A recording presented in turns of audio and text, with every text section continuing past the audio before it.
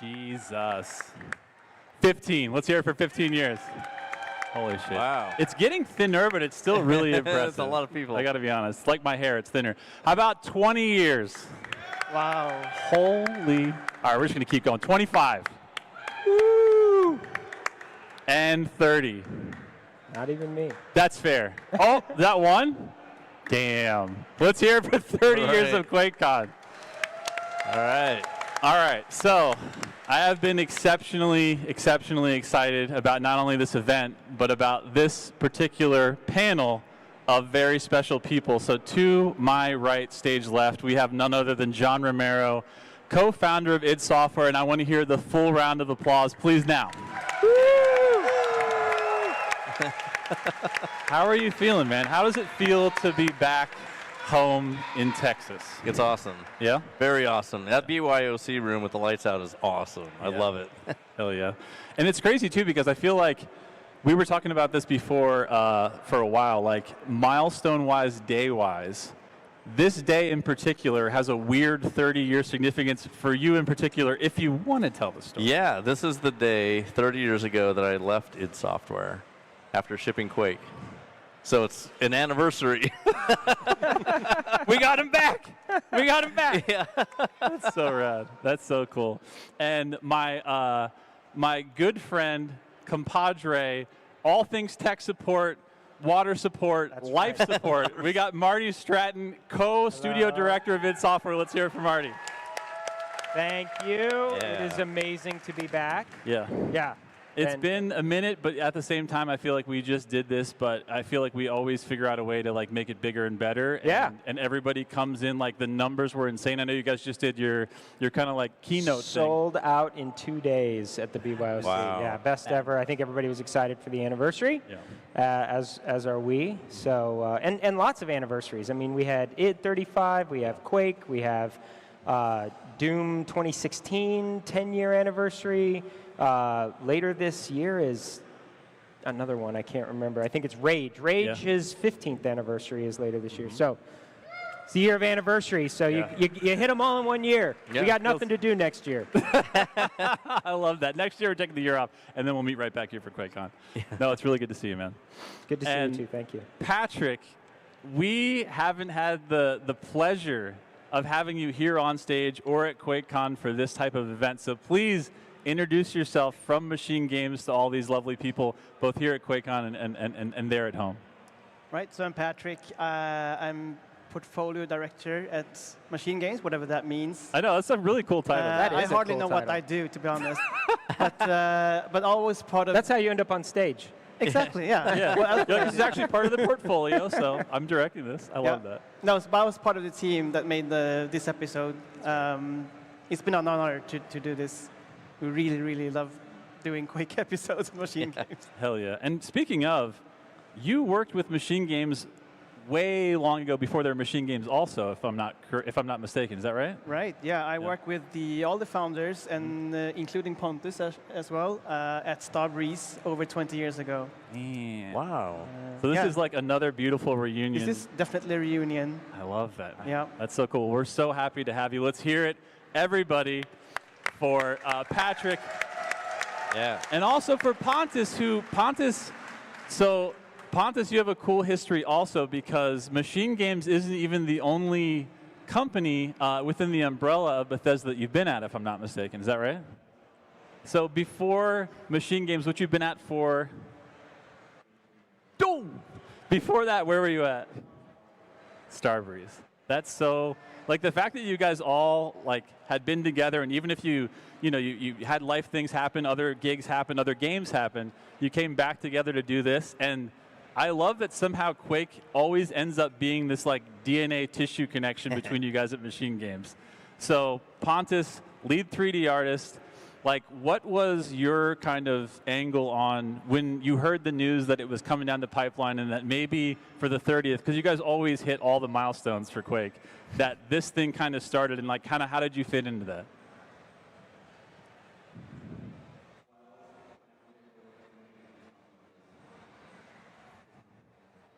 Yeah, you're just like, we're doing that for sure. Yep. Yeah, because I'm trying to think, the last one that you guys did for Quake was the 25th?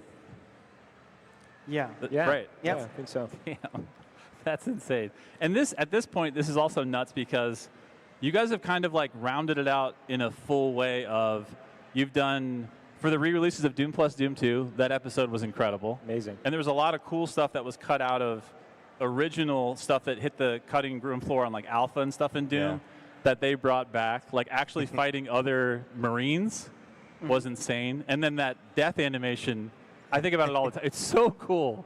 It's so sick. But then Quake 2 delivered once more in the dimension. Like, and again, I feel like your guys' map design, the way you guys like attack architecture, like the Quake modding scene needs no introduction. Like absolutely, like the Brutalist, you know, packs, all the ones. It's like, oh, let's just pick an architecture. Yeah, we're pretty amazing. French Deco. We're gonna do that. I was like, Jesus Christ.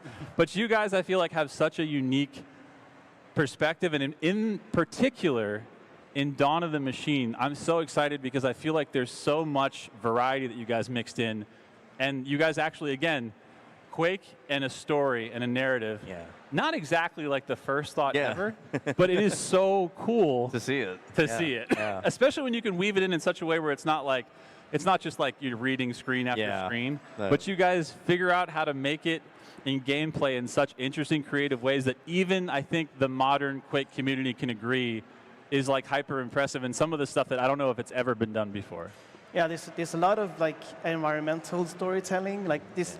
You're seeing a body lying there. You do some scribbling on the walls, or you know something broke over here. Like what happened? Like you just, you know, wondering like what really actually happened here. What did this to?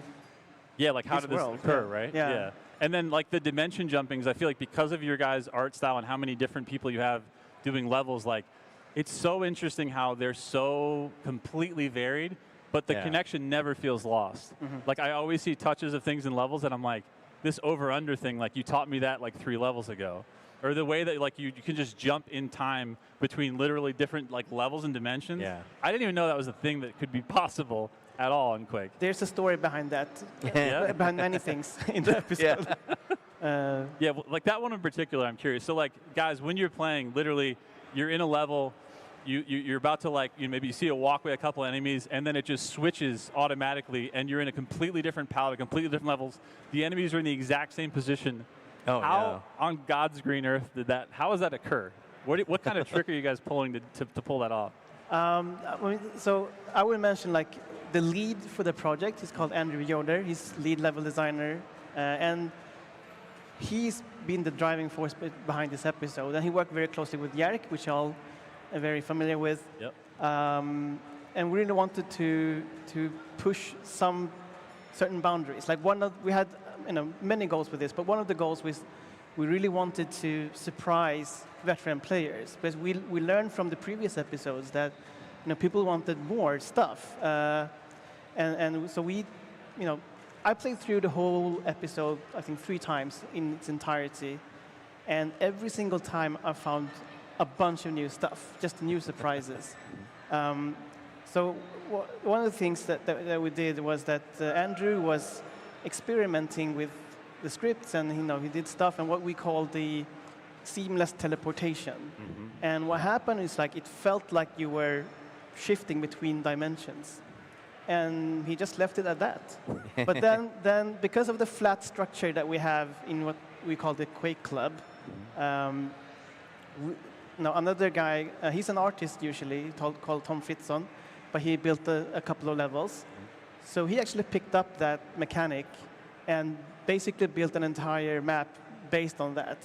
And then other people started picking up that. So it grew very organically. And so that happened with a lot of things like in this episode. And that's like the real charm and the magic of it.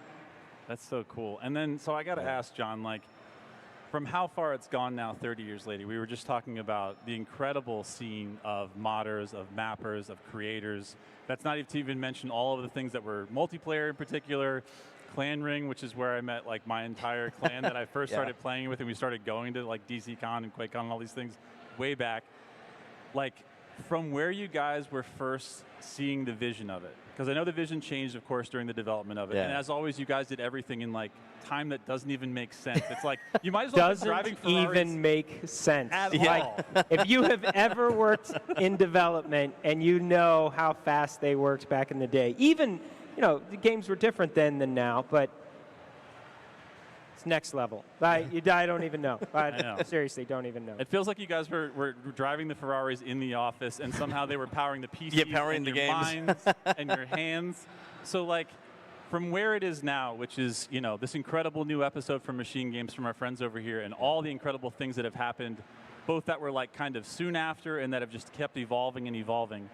Like, how do you see that compared to where you guys were first? Like, okay, this is the vision. Because if you guys look at that board back there, which shout outs to Jojo in the front row, did that incredible board of amazing stuff that John had sent and Adrian had sent that kind of just encapsulates wild little pieces and parts of the history. But like, where do you see, like, how do you feel about that kind of evolution compared to where you guys started and kind of where your heads were at with like what kind of game this was and how it was shaped?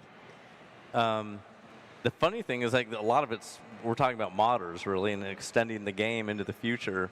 And with Wolfenstein, like, with our games, we never thought about actually doing that. But when people started to hack Wolfenstein to make levels for it, we knew that there was a big demand on people wanting to be creative with our stuff. So the idea behind, one of the ideas for Doom was we need to make it open and easy for people to mod this game to see what they're going to do.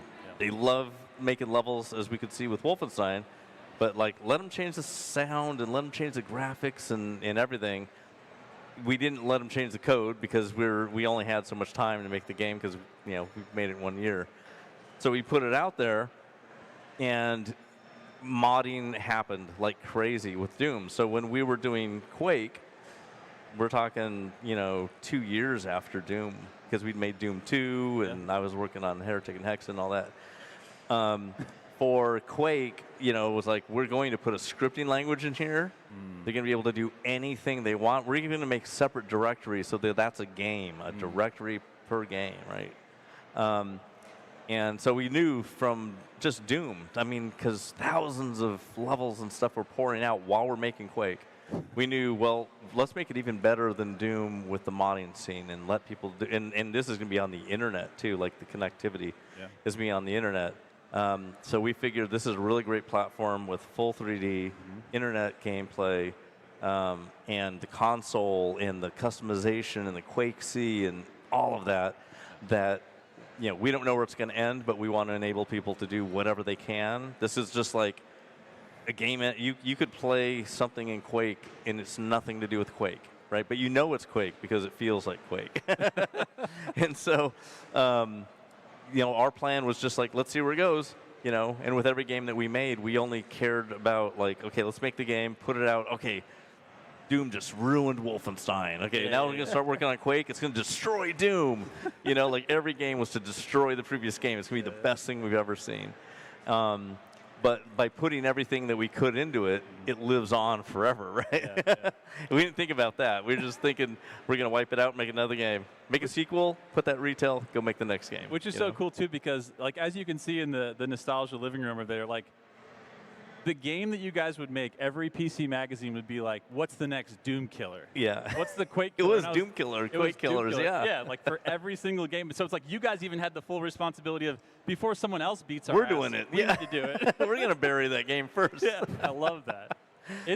Man, that's just, especially with the way that you guys set that up and built it, I feel like we were talking about this kind of before, but I feel like the timing of when you guys met, the games that you guys made, and literally just the years of technology where it's like, okay, when you guys put Doom out in the world, shareware was the thing, and again, you made basically a whole free industry for anyone that wanted to print 3.5 floppies and make millions of dollars because you're like, go ahead. Please do it. Don't give us any money. Just get it out there, And you would go to the store, and you would see 10 different boxes that all have the same shareware Doom in it. Yeah. I don't care. Give it to everybody, Like, how wild must it have been, too, because, like, you guys had amazing art, and then you just see, like, a million different logos and, like, and people were just like, It was awesome. Yeah, we're totally happy with that. We were doing so much work with just getting the game out. We knew in Taiwan that they were copying it. Yeah. 100%. Like that was the market back then. Yeah. So we contacted the biggest pirates there and went, "Can you buy boxes from us?" Really cheap. Awesome. Really, really cheap. So they bought tons of boxes off of us, so That's it would sick. be legitimate. That's smart, dude. That's really smart. Just like get it out there, make them feel good. You know, we made money when people would actually order the rest of the game. yeah. We didn't try to make the money off the shareware like GT did. Right. You know, like that was really smart of them. Yeah. But it was, you know, for us it was just distribution. That is king. You know. Yeah. That's amazing. But I also Get feel like people addicted, and then it's like And then kind it's of a a drug drug thing, model, right? back to the dealer. They get It's the free to play, Yeah. right? Shareware is free to play. free to get addicted, and then First Yeah. one is And then they always we'll free, feed the right? addiction. Yeah. Yeah, exactly. For a And, price. and we didn't copy protect our games. Yeah. Yeah. We came from an era in the 80s where, man, copy protection was a war. Yeah. You know? But there were some publishers back then that did not do that, and we really respected those publishers. Yeah. Penguin Software and Beagle Brothers were a couple of the early ones. Yeah. But there's always been a war that it's never been won with copy protection, and so we didn't want to waste our time with that. Yeah. It's like if people are going to copy it, they're going to copy it. They might buy it sometime later. Right. But you know, we knew we didn't have money for everything that we were playing. Yeah. You know, so we're just like, let's not copy protect it. If people want to Absolutely. play it, they'll figure out how to play it. Absolutely. We only needed enough to make the next game. Yeah. Which I think you guys, by the time you got to Doom, I mean, that was all of a sudden. Wolfenstein was insane. Yeah. Like, yeah. like it was like 5x as soon as Wolfenstein came out. It was like, this is the way to make games. Yeah, like, this is a good. These shooters are cool. And by the way, audience, if I get to 2 p.m. and I haven't stopped us talking to play something very special that's a complete surprise to everyone, yell at me. I have a timer, but in case I miss it, please yell at me. And then it's going to be a pull out your phones and record the screens moment. Just letting you know that's happening exactly at 2 p.m. And I'm putting that on all of you because I can't look at that screen. It's in 5 minutes. It's in 5 exact minutes. All right, so this question too. So like in the riding of the wave, when like we were talking about it before, I feel like getting from Keen to Wolfenstein to Doom and then to Quake, it was literally like that like plugging in the electric guitar moment of holy shit, like FPS, you guys didn't just pioneer it, invent it, better it, but like the betterment of the speed that you were doing it. You were just talking about a year in Quake. What else is so crazy when you think about That was a long time for us. that probably felt like you guys were just like taking forever. It did. It did. Especially you guys used to do the updates and then get shit about it because you're like, that update was 3 weeks ago. I know. Yeah, or days. It was like 4 days for the very first one. You know, 1.01 or 1.1 of Doom. Yeah. But the funny thing is when you say, okay, we did Keen and then we did Wolfenstein, that is a year and a half. Oh no, 2 years. That's 2 years. And during those 2 years was 7 Commander Keen games. We made 13 games in 1991. Yeah, I was going to say, you made 13 games in your first year. Yeah, in our first year, we That's made crazy. 13 games. We made games that took 2 months. We made 2 games at the same time because from 10 a.m. to 6 p.m. was one game, And you and from clock in 6 and to you 2 is the second game, and then we sleep. And it was pretty much 7 days a week. But it's because we loved it. Yeah. If somebody needed a break, go ahead, whatever. Yeah. But we were so intense, and so we made 13 games in 1991. That includes the other Commander Keens like Dreams plus the other 3, 4, 5, and 6. Yeah. And then we started working on the Keen 7, 8, and 9 series, but we had just shipped Catacomb 3D, Right. which was the first textured map 3D first-person shooter, but with fireballs instead of guns. Yeah. And when we're working on Keen, it was like the funny thing, if you ever read the Doom Guy book, is at 1 o'clock in the morning is when shit hits the fan usually. So we're working. It's 1 o'clock in the morning, and I'm just like, guys, we should not be making this game. And then we're all in the same room. There's only 4 of us, is all. Yeah. And everyone turns around. I'm like, we just made a badass 3D game. We could make so much better, like if we did this. And it was like it was over right then. Everyone knew, like, yeah, you're right. Like, why are we doing 2D shit? Yeah. And then it was like, well, what would we do? And it was kind of immediate. We should redo Castle Wolfenstein. And everyone immediately was like, oh my God, we love that game. That would be so cool. Yeah. And so that was it. The next day was Wolfenstein. Man. It was just 2 weeks of Keen 7 prototype VGA parallax. It looked really good. It does, yeah. But it's not the future. And so like we shifted to the future immediately, and that was the path forever at that point. I do love that about, like, I've read your book a couple times actually, and like the decisiveness with which you guys, it sounds like you moved at the time, is amazing. And that is how you could get 13 games done in a year, or game done, even a game done in a year. I mean, literally try to just create Do anything. any creative idea Right. in a few weeks or a month. Like it really is incredible that the programming and the art was getting done even in those simple games, that you were taking a creative idea to completion in that amount of time. And it was that level of decisiveness. Sounds like the conversations, even like between you and Carmack, were just like, oh, this would be cool, this would be cool, that's awesome, okay, let's get started. Let's do this. And it was like, yeah. not like getting bogged down in a lot of debate and stuff like that. We didn't which have is meetings. really hard, yeah. I mean, Because you guys were just sitting next to each other. There's all 4 the of time. us in the room. We just turn our chairs and go, Yeah. okay, we're going to make this game. It's 16 levels. There's going to be about this many characters and 2 bosses. Yeah. And it's like, Adrian, who's a superhero, Yeah. made all the art. Yeah. No one else made the art. Right? Just Adrian Adrian. made all the art, other than the first Keens that Yeah. Tom did. And there's only Yeah. 3 of us on really the first 3 Keens. Yeah, yeah. But yeah, Adrian was just a superhero making all that art himself and the animations. Yeah. Going I still from honestly like unbelievable. between Adrian and Kevin, like, there's a lot of celebrated like Japanese pixel artists, and again, Capcom, they had to make like, especially that era right around, what was it, like 99-ish, where you had like Third Strike and stuff, like some of the most Yeah. beautiful animation stuff. However, I'm like, Adrian and Kevin honestly do not get enough respect on the animation and pixel art, especially Yeah. because you guys doing the rotoscoping. Like, Yeah. that was so out there at the time. Like, I feel like you guys were taking risks that were paying off so fast. Well, working on a next set platform. Not Yeah. even making a game for the PC on the PC anymore. All right, we're doing Yeah, a it was- countdown. Yeah, We're it's doing- crazy. Here it comes. Everybody.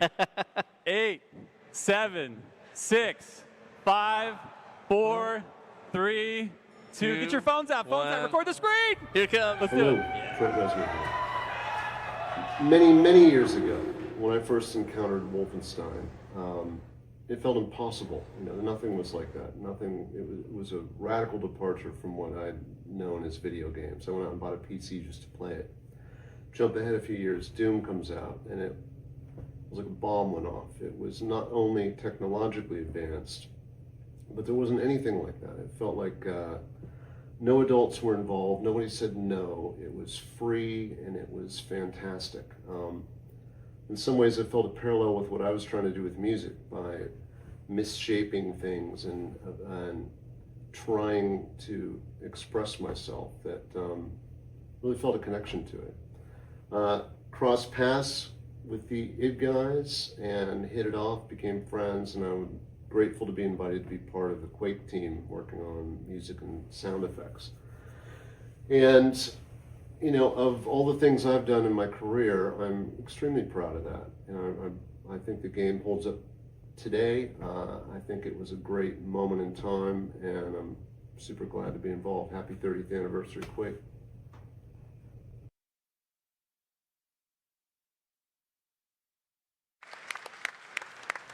I mean, awesome.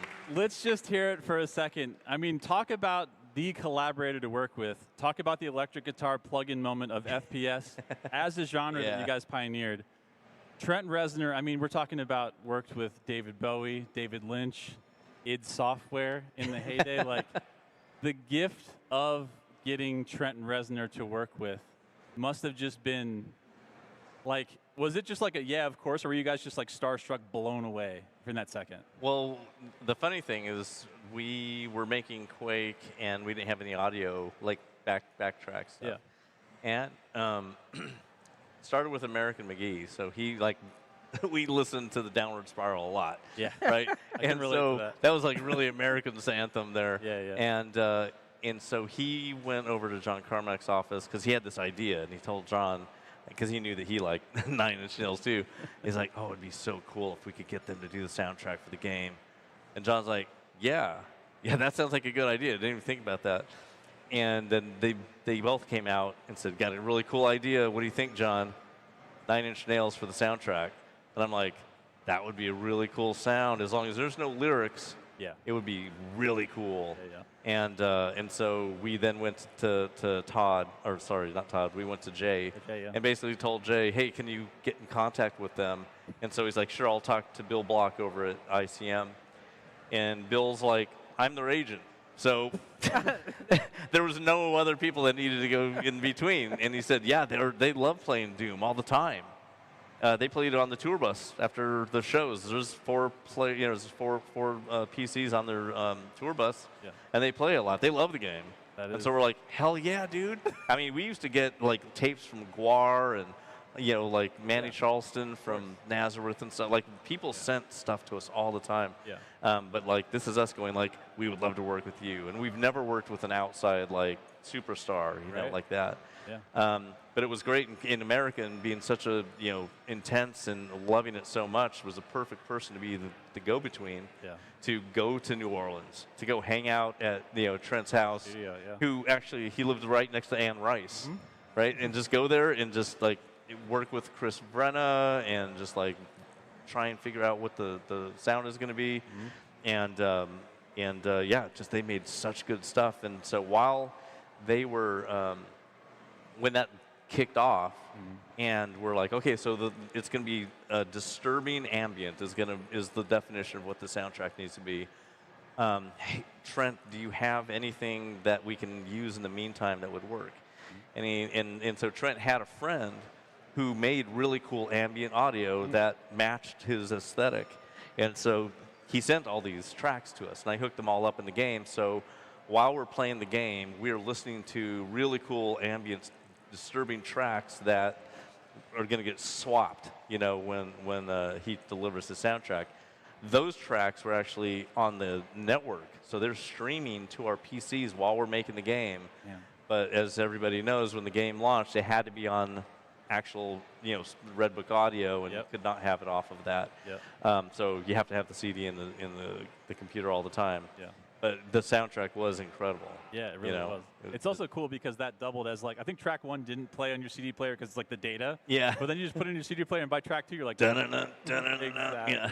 You're like menu music. But speaking of Trent Reznor and Nine Inch Nails, complete innovator, absolute incredible performer who's still making incredible stuff. And talking of the merch, we have a couple of surprises that are also dropping right now. So if you look at your screen, you're going to see a couple items that might seem familiar, and most of which that don't, because how could this be that these physical things are happening? And so let's just take a little look at the next one here. So right now, there's going to be a QR code in the next slide that you can scan, and I would get these as fast as you can because these are limited edition, and you know how that goes. It's a nail box. The ammo box is insane, right? The T-shirt, a little bit different from here because here, we'll get to that slide next. We've got the DPI merch one outside at the gear store, but the Bethesda gear store that has the QuakeCon 30th on it. But this one is just the clean Quake X 9 Inch Nails with the ammo box on the back. That keychain with sound, I believe it plays the pickup sound, the nail sound, I think the jump sound, and maybe even the death sound. I can't remember. That's cool. It's so, like, honestly, I've never wanted a little keychain with sound more in my life. Like, that's the one. Yes, that's it. And then that hoodie is really rad because it's kind of the same design, but on the sleeve, if you can see it, there's actually a embroidered 9 Inch Nails kind of pixelated on that right ends arm. of the sleeve. Yeah, it's pretty nasty. I'm gonna have to pull some strings to get that. I know. So ready with your phones for the QR code. As quick as you can, you got to pre-order these immediately because they are limited. I don't know what the numbers are, but I want everyone here and watching on stream to have first chance. Please, exactly. Come on, me too, please. Extra large, everything. This is the moment to get your pre-orders in right now. And thank you to all of our friends at Universal. You guys are awesome. 9 Inch Nails, Trent. We love you guys. Thank you so much for this really cool collab that came together in like lightning speed. Yeah, really. Like within the last month or something. Yeah. They've been amazing. They move fast, and just super grateful to them and just their initiative around it too. They were like you would think like, oh, we got to beg them to do something. No. Not at all. Well, they put the album out. Like, yeah, the vinyl, absolutely. exactly. Yeah, the vinyl's out, but Still loves just Quake. them really driving it. It's been super cool. Yeah. I actually met Trent just a few months ago.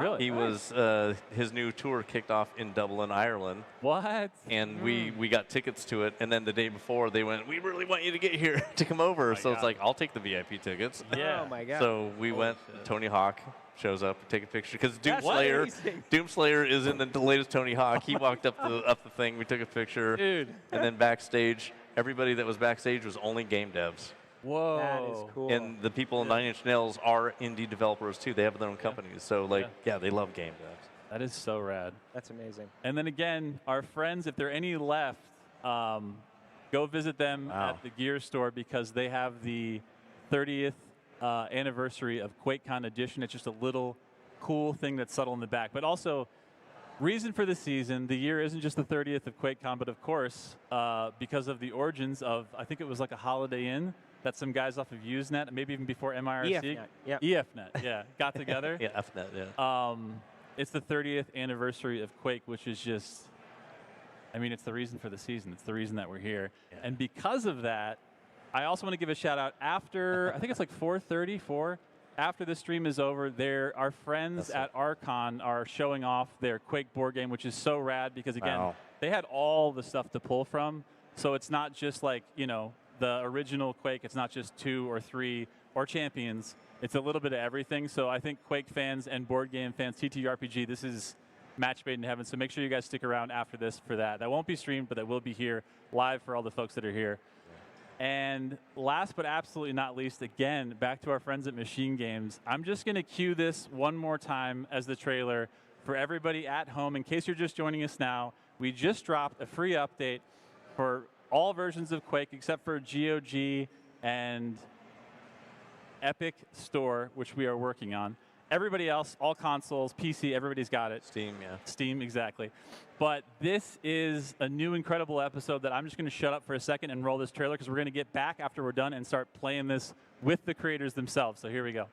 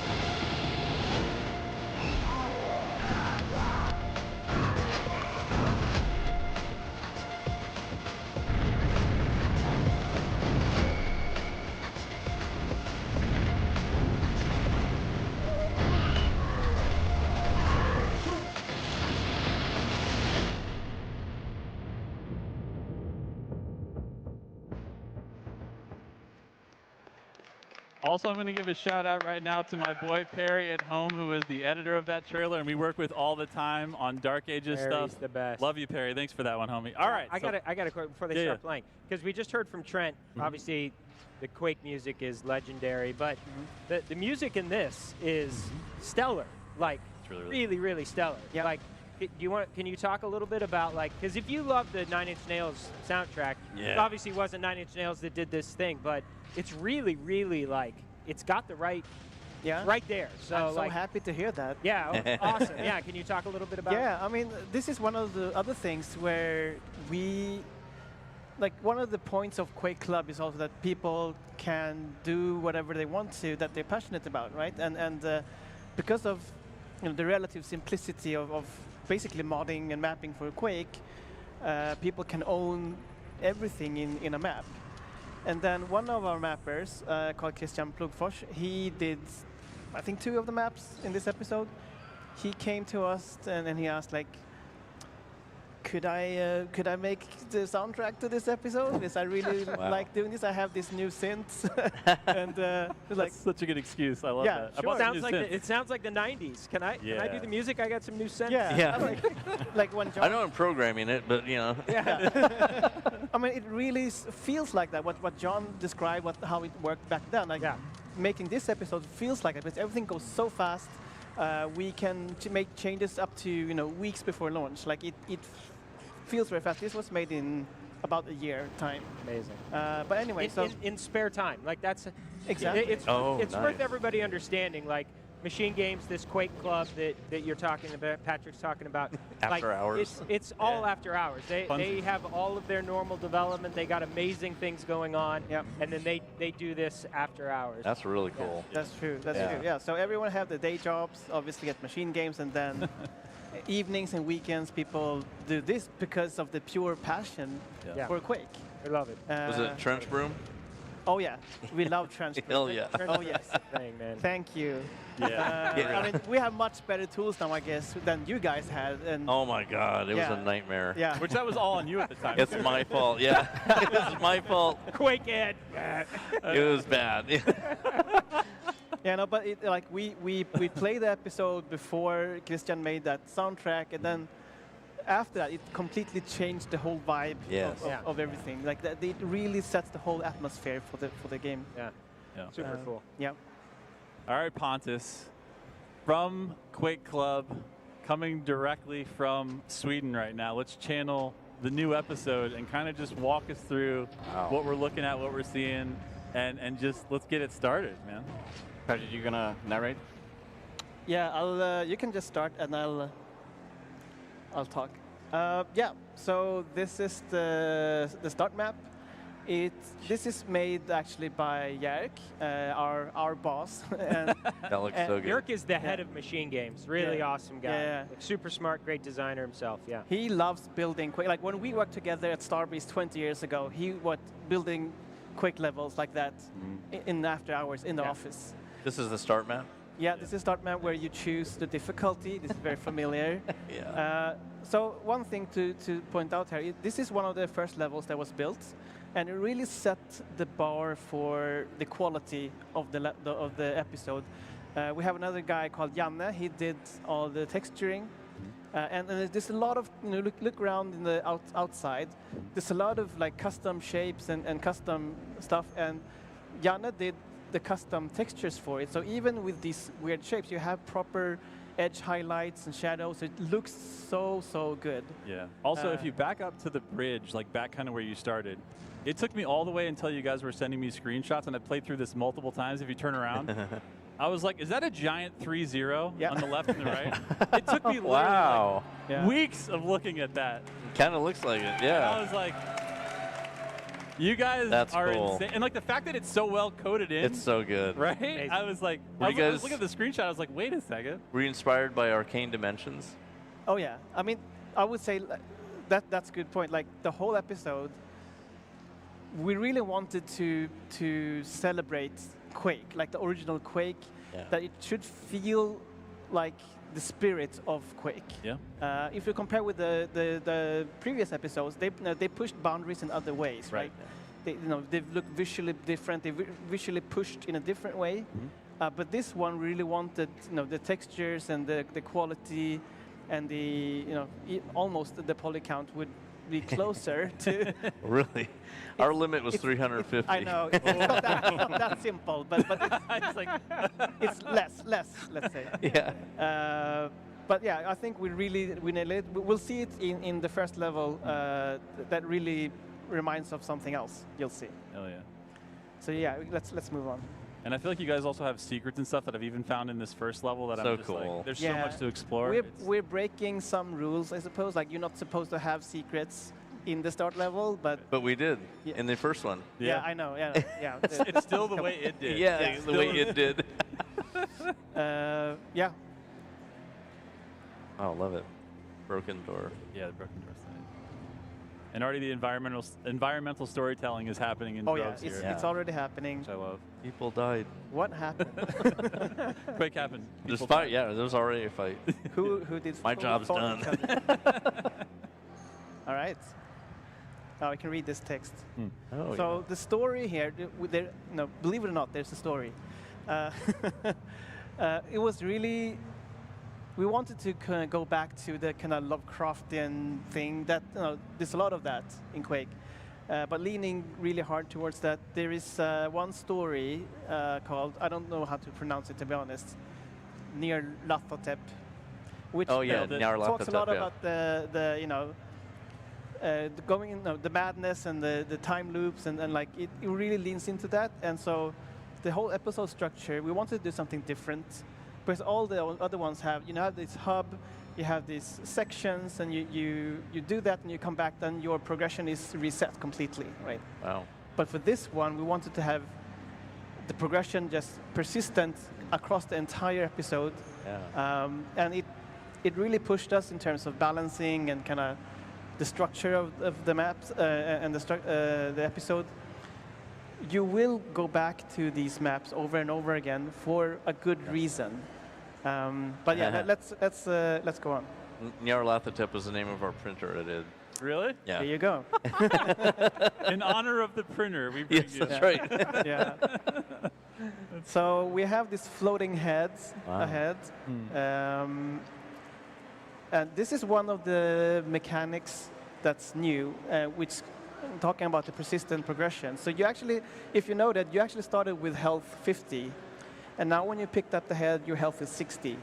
And this will be persistent for the rest of the episode. So you have these upgrades that you're going to pick up for the health and different types of ammo and so on. So that's a new thing for sure. We actually had a design where you would collect heads, before we redesigned it, Yeah. and you would basically collect them and find an altar that's hidden underground somewhere, and that's how you get your health, is by throwing all the heads into the thing. I didn't know that. Basically, we have a thing, I'm not going to spoil anything, but Yeah. no, Sounds like keep you it like going. the way they- Wow, that's so okay. I was like, Quake Club sounds familiar. Yeah. Yeah. Oh, okay, something happened here. Because we were in the tech-based environment, and now we are in a different setting. Yeah. Yeah, Yeah. Oh. You just Christopher Nolan this. Oh. Whoa. Yeah, Okay. Christopher Nolan game. Yeah. I was like, oh my God. Quakeception. That's Yeah. It's happening right now. Yeah, I mean, this is a very familiar environment. Like, this looks like E1, M1. Yeah. And that's very purposeful. Yeah. It's also got a little bit of abandoned base, which is my favorite map that John ever Yeah. made. DM3. God tier.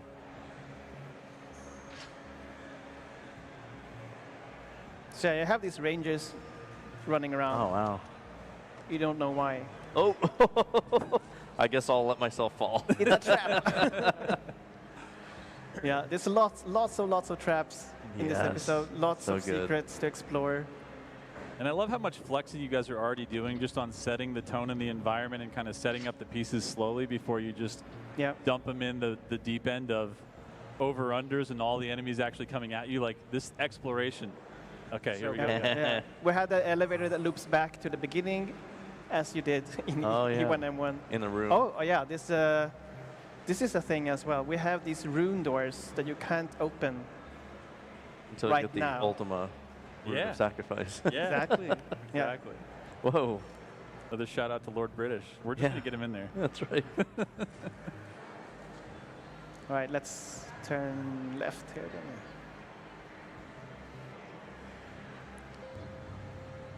All right. Yeah, beautiful environment. That's so good. Yeah, the lighting now is so good. Yeah.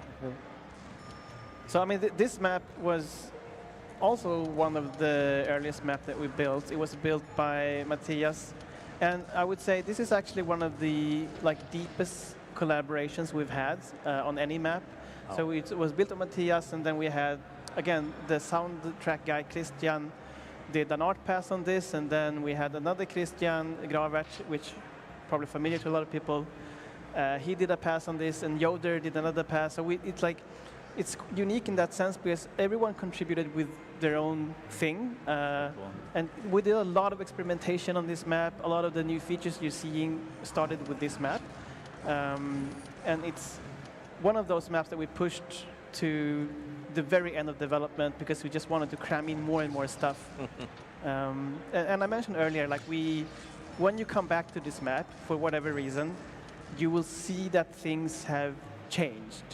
Right, so something happens with the maps every turn you come back. Nice. So I won't spoil too much, but yeah, that's why I also discover new stuff every time. And I also love that you guys are doing this insane innovation again in a game that launched originally in '96, but they're literally things that, whether they've been done in different ways or pieces or parts in Quake mods, the fact that you guys are making, you just launched an amazing DLC for Indiana Jones. Again, busy at work, but then you're still finding time to go back, and I love that you're doing it in Quake because of the love of Quake, because of Quake Club. And you're finding new ways and passing maps around, and it's just like the good old days of like, you throw all the cosmic spaghetti at the wall, and then you're just See like, what comes out. Exactly. Yeah. I love it, man. Yeah. It's so cool. I'm jealous because I wish I had that much time to work on Quake, because there's so many good things in here. Yeah. I mean, usually these things start when we have some downtime, right? Yeah. And literally after shipping, or as we were shipping the DLC for Indiana Jones, that's when actually work started on this one. I see.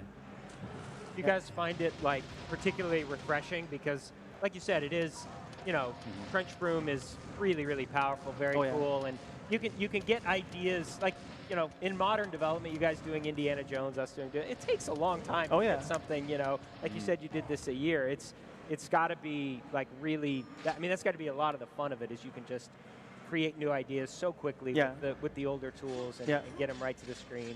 No, man, we literally could have some discussion on Slack, like, what do we did this thing, like, and then during lunch, Yoda would do some scripting, and then in the afternoon we have the new feature. Playing it, that's so that's You didn't alter the player movement. No. No, we didn't do that. Because if I'd be like, he's not mantling.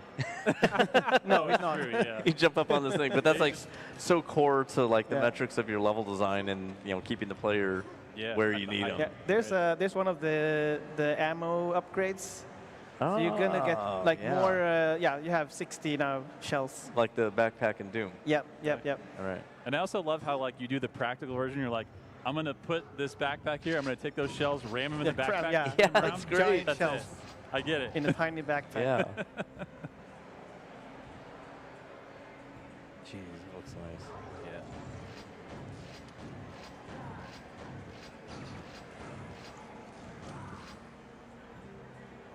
Yeah, I still haven't seen any gore or violence. Yeah. Not at all. But yeah, I know if you missed that, actually, I do. Oh. He just picked up some armor shards. Yeah. And But- they're a little bit different this time Yeah, around. this, I It's mean, like Quake 2, exactly. without that Quake 2, munchy sound. And I also love you guys. Yeah, exactly. Which is like, no, I'm not. It's like Pac-Man running around. Yeah. But I love how you guys also just again subtly just fit in There the you go. Machine Games logo. Yeah, look, have a look at into it. the armor. It's Nice. such a nice subtle just like ding. It's awesome. Did you build these, Pontus, the armor shards? No. No, I did Was not. it Tom? Tom. Yeah, okay. The shotgun still has a really good punch, I love the shotgun. Yeah. Yeah, I mean, going from Doom 2, you must have been like, Jesus Christ, what are we gonna do? I know. That animation and that sound, you're like, Doom 2 uh-oh. still has an amazing shotgun. Double It's the barrel. best. really It's is. still the best. Yeah. Like that bass to that high Yeah. end. Ooh. Jesus Christ, that's satisfying. Yeah, and one of the things about those ogres is just those grenade shots are so on. Yeah, those dudes are deadly you need to accurate. move. Yeah. He's so good. Yeah, Such a good his enemy. accuracy is insane. He doesn't look like it. Yeah. With like the little over the shoulder Flintstones outfit. He's but an idiot. Jesus Christ, that guy can hit. In the original game, when he killed you, he would just piss on you. That's right. That was I think the that's original on the board idea. over there. Yeah, it is. That's on the it board. Because when JoJo and I were looking at it, it was like, what does it say? He's laughing and Laughing. pissing on you while you're dead. I was like, you guys were just doing it. I love that. Back then, you're like, is that funny? Did two people laugh? We would have done it. We didn't have the time. That's fair. Because really, when you look at the original Quake, the game itself was only 7 months. Because we started in the end of November. Yeah. And we shipped in the 22nd of June. Yeah. And that's like all these models that you see, the health, like all that. What we had was a gold sphere moving around inside the engine. Wow. And so in 7 months we made all the But somehow all the stuff. laughing, pissing hit the cutting room floor. It did. It's hard to Unfortunate. I know. I know it's unfortunate. And it didn't happen in Scourge or anything. Yeah, damn. I know. We could have just passed it on to Tom Mustaine and then be Yeah, like, they could have "Look, just guys, done it. If you're going to sign this contract, They must piss. Period. In fact, it says that in the design notes. Ogres must piss. They must piss. that's just what they do, guys. Everyone has to. Yeah, it's true. But mostly on you. Yeah, because you got to rub it in this game. Yes. Exactly. You got to make you be like, not next time. As if the jibs weren't bad enough. Like Right. when you blow the Yeah, it's jibs. like, what if we just push the ESRB just like one more More further? notch. Yeah. What have they not seen yet? You'll figure it out. Yeah, the weapon variety is really nice. But I love this architecture is so good. Yeah. And the placement. You know, when you mix those ogres with the enforcers and Yeah. It's just like so much to deal with of the bouncing versions. You've got the hit scan of the ones without that, and then the hyper blaster ones. You're just like, okay, it's a really quick projectile. yeah. So Well, you in the gotta, like- original, we didn't have ogres in any tech guys. Oh, Like there was right. no military dudes in the past, Right. right? So They you're came later. fighting. If you're fighting ogres, it's with all the knights and Right. gamblers and stuff. But if you're fighting the enforcers and the basic dudes, that was in the military bases. Right. Yeah. Because those didn't mix and match. All right. Nicely done. This is a new setting. Also kind of familiar, I guess. Nice. This Textures. this was made by Jark, and this is one of the larger levels, I would say. It's very, very large. It has a ton of secrets. I don't know. Can you look at the count? Is it 15 secrets or something? Wow. When you were Uh, doing the new textures, Yeah. were you using the Quake palette to do that? 'Cause Yeah, it was, absolutely. It was all palletized originally. Yeah. Yeah. Yeah, for sure. That's You- why they look like they belong. Yeah, In that, yeah. absolutely.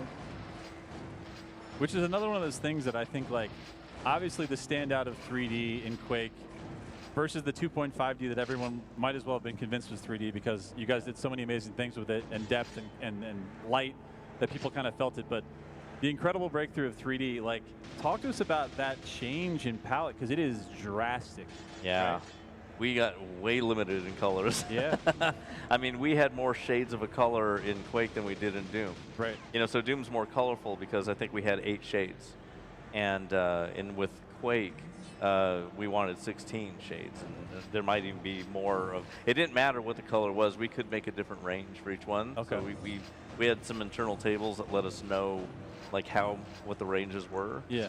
But, you know, we wanted to go from black to color, whatever that color is. Oh yeah, sorry, we have the this That's one. cool. This thing down there. That's a candle, right? Well, there's something floating down there that you can't kind of spot it, but that's Yeah. actually one of the new weapon variants we have that we call the Super Axe. I know, like, what weapon would you want to modify? The axe is so wimpy, right? Like, Of course. Yeah. That's true. It's like, beef that thing up, please. Yeah. Yeah. Yeah, but you can't Battle get to the axe. axe now. We have to come back to the level at another time to get the axe. Uh-huh. The best.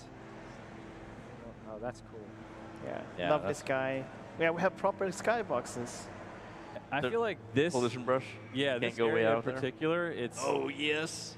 this exploration. I feel like you're out of bounds in like the best way. Right, Like this yeah. honestly gives me like Dark Souls 1, where I'm just like, Yeah. I'm not supposed to be here, but this path. Yeah. And then I end up in a boss, and I'm like, What? how the hell? They made it But it makes on you feel purpose. like, yeah, it Yep. makes you feel like a pioneer, like an explorer. The way that you're stepping out and This going is- places you don't belong. This is classic design, and I love games like this. Yeah. No, we have And Yerk is a No, huge fan of Dark Souls. exactly. That's what I was gonna Yes. say. Like we have. oh yeah, bunch this is of Jerk's people- level. Yeah, Yeah, yeah. yeah, yeah. Okay, that's. I mean, there's a lot of inspiration from Dark Souls in this. Absolutely. Like even if you saw the boss fights from the trailer, like Yeah. we have stuff going on. We have stuff going on. I like that. I'm gonna use that. Yeah, look at that. Oh. Oh. And I love this too, where like when you step out, you think, well, I'm going to be rewarded for this, and you guys are still doing doors and keys to be like, you actually shouldn't be here, but maybe there's another corner you can explore. Maybe there's Yeah. a further place you can go Exactly. underwater and find Yeah, something. yeah. It's very typical Yark level design, actually. I love it. Yeah, there's something up there. Yeah, I love There's it. a lot of teasing secrets here. Yeah, because even that wall texture being kind of like the way, if you back up a little bit, Pontus, Grenade. like the way it's kind of leading your eye Yeah. up to being like, oh, look, there's The some light. fire. Yeah, the texture. It's Yeah. so cool. Yeah, the Brilliant. grenade launcher is so good. Yeah.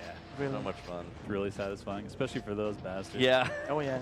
My God. You never thought those guys would pose a threat until they do. Yeah. Oh, Also, yeah. the zombies. It was hilarious doing the zombies. Yeah. It was basically done in, I think, 1 or 2 days. Really? Yeah. And it was Kevin was the one doing the animation. So he says, okay, what are they going to do?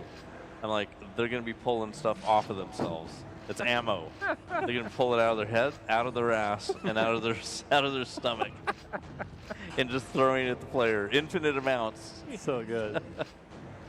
But I thought it had a pretty good, you know, it had a good, like, you can hit them, but they fall down and they get right back up. Yeah. So an explosive is the only way to get rid of those guys. Yeah. But they're so slow that they're not really that bad, Yeah. you know, but they are a threat that can just, like, if you're low on health, they'll take it away, you know.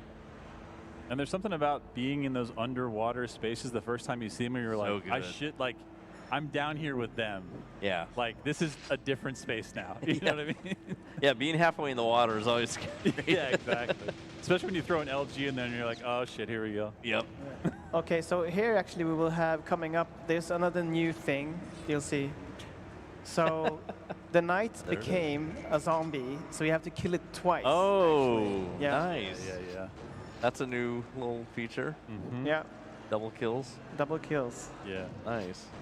Because it wasn't hard enough with resource Yeah. management. We just ran out of that. Exactly. Okay. I love it. He I mean- becomes a zombie. Yeah. That's I so would good. say the difficulty level in this episode is pretty high. Yeah.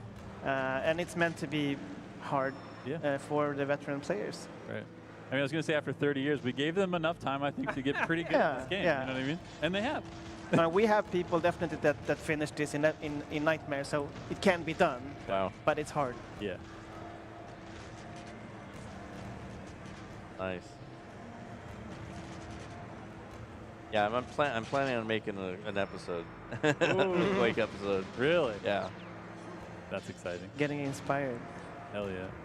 Yeah, I was planning on doing it a while ago, but the thing stopping me is after Sigil 1 and 2, I'm doing Hellion, which is a 32 replacement. Oh, shit. For- We got a shout out to Yeah. that right there. Ready for it. Yeah. Feels like the old days where you just like put out a little text and it's like, well, now you're on the hook for that. Yeah, I know. You have to do it. Putting out the press release before making the Yeah. game. You said it's 32 episodes? I mean, 32? 32 levels, Holy yeah. shit. Full up. Big replacement. There's one level that's out. Oh, wow. Yeah, It's called I think One it's Humanity. worth quick saving. Yeah. Yeah, it's like, oh, God, yeah. Jesus, I Yeah, just this realized you haven't arena, been yeah. saving. Holy shit. Yeah. Pontus is really putting it all out there. I like that. Yeah, you're not dying, so Yeah. That's good. That's very good. Yeah. That is so cool. I love Oh, yeah, the that transforming- that little mechanic right there. Yeah. Yeah. Yeah. Neat. It also makes these so much sweatier because you literally don't even know what's coming out next half the time. Exactly, yeah. that's really great. And you're thinking about your ammo and you're like, Oh, and of "That-" course, look at these guys. I know. Oh, yeah. Just the most annoying bastards on earth. Oh my God, they hit you from everywhere. There's a lot of ammo management in this episode. Yeah. That reminds me of the E2M6 Mm-hmm. going down the elevator while things are spawning in while you're slowly going down It's the like- elevator. No. Yeah, you're just like, That was my Haunted Mansion at Disneyland ride. oh, that totally tracks. Yeah. That's awesome. Almost there, I think. Jesus, it's from everywhere. I know. Every direction. It's a bullet hell now. Oh, it yeah. really He is. turned it into a bullet hell game. And the fact that Yeah. it's like now completely like Gladiator, just like bodies on the ground, of which Yep. you've killed like multiple versions of them. What's cool is this is an arena, but you could just leave, Yeah. yeah. right? Yeah. Unlike many many modern games where you're you're locked locked into in. that arena, you Yeah, just yeah. like, you know what? Come and get me over here. Later. I'm actually out of ammo, so. Yeah, I'm gonna Bye-bye. go get some more. Oh, no. He's There's some down ammo over there, right? He's down to 1. Okay, now he's got 5. Yeah, we still got some. Oh, nails. Damn, well played. More stuff just keeps spawning. Oh, we're not done. Holy You thought you had more ammo, but more enemies. But I too. love these too, because this is always that Machine Games moment where we're like, surely they're done with this fight. Yeah. Nope. Screw Nope. three more. You keep going back in there because you want to see, okay, what's next? Yeah, I think, yeah, this is it. Yeah, look at all that ammo. Whew, you survived. Yeah, him up there too. That one's diabolical. Shit, I died to that Oh, yeah, other yeah. one. Yeah. Many After all times. that, I didn't save, and I was like, Here comes a like- grenade. He plays through the arena again. The guy.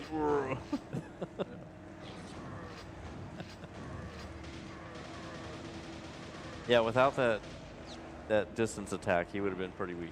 Yeah, true. Yeah. But that distance attack is like, actually, you need to really keep your space in mind and where like edges are, so you can like kite around if you need to, because you can be annoying as shit, especially in a small space. Yeah.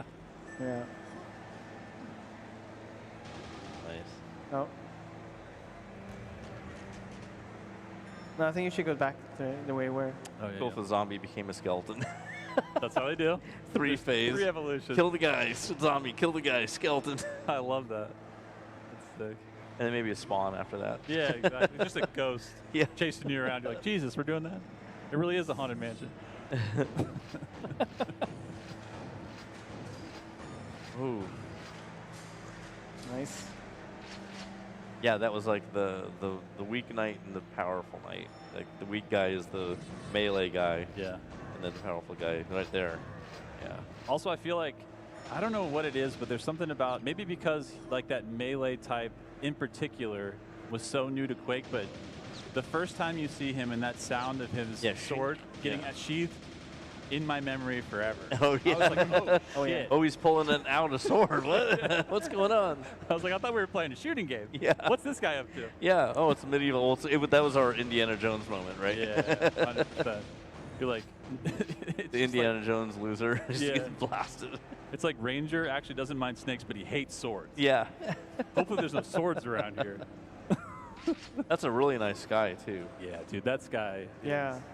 Love it. Really nice. It's like one of the You're nice, like, forget the palette. yeah, Never mind that palette. It's gonna look really good. yeah. So I think the original like monster composition is so good. Like just the mixing of them and what encounters you can make of it. It's so good. Yeah. And you never get tired of it. It's just like always finding new combinations. Do you still keep the Shambler the same? Because in that trailer I saw that the Shambler's throwing stuff. There's Is that a variant? this is a variant. This All is right. we call it the Blood Shambler. Nice. Yeah. It throws different things, and it's a real bullet sponge. Yeah, he I really is. love the Cathan, attack. Totally different. Yeah, and then, yeah, like, Shub at the end. Exactly. Yeah, dude. Lightning doing the Shambler attack. Oh, yeah. I love it though, because whenever you guys usually drop in the Blood Shambler, it's that perfect like Doom 2 moment where you're like, they're giving me a lot of resources right Yeah, here. something bad's gonna happen. Very bad's gonna happen to me very soon, I think. Yeah. Nice. Nice. Dude, Pontus, you're good at this, by the way. Yeah, I'm not point bad. that out. Played it. Bro, you're just So played it after work. we have a lot. another new monster coming up here. In the distance. Yeah, you see yeah. these rockets. Oh. There's the rocket ogre. Oh, that's Yeah. cool. And Good he's- idea. He is terrifying. I hate meeting him. same. Did they kill each other or? Yeah, absolutely. Okay. They do. You can make them shoot each other. And Pontus, you made this one. Right? Yeah. Yeah. You made I that love guy? it. Yeah. Actually, Pontus made all the new enemy variants. Oh, that's Nice. awesome. Yeah. So Pontus, for the ogre, was there any Resident Evil 4 in there or no?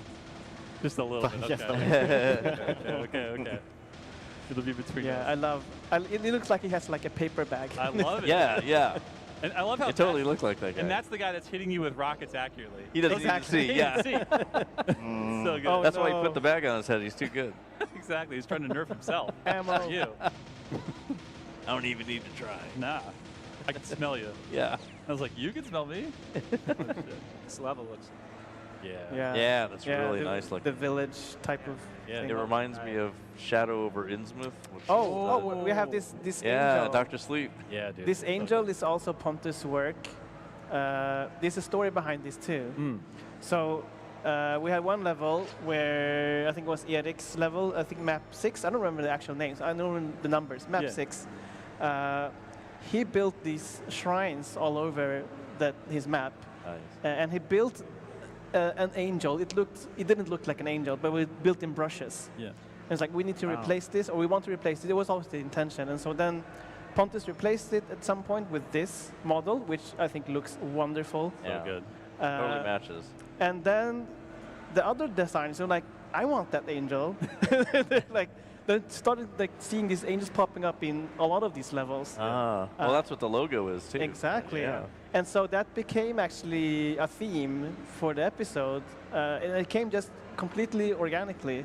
Nice. And there is, there's a story behind that too. Does it come out while you're playing?